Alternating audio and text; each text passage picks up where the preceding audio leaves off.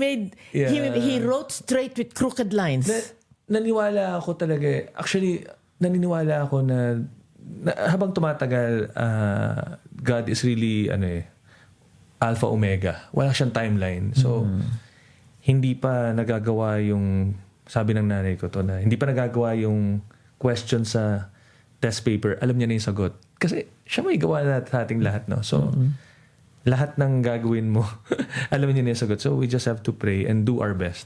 Yan po. Ang ganda nun, okay? Everybody, ito, that's the secret of his success. Tingnan mo. Hindi po. Marami po pong we're asking for the mission. Kaya nga kami nandito sa New York. I mean, di ko alam kasi nung pumunta po ako rito during pandemic, ayun po yung reason nung nakita ko, uy, kaya ng gigil to yung mga ginagawa. I mean, it's not saying na we're better, but uy, kaya pala ng Pilipino to do advertising din globally. So, we're just praying na yun.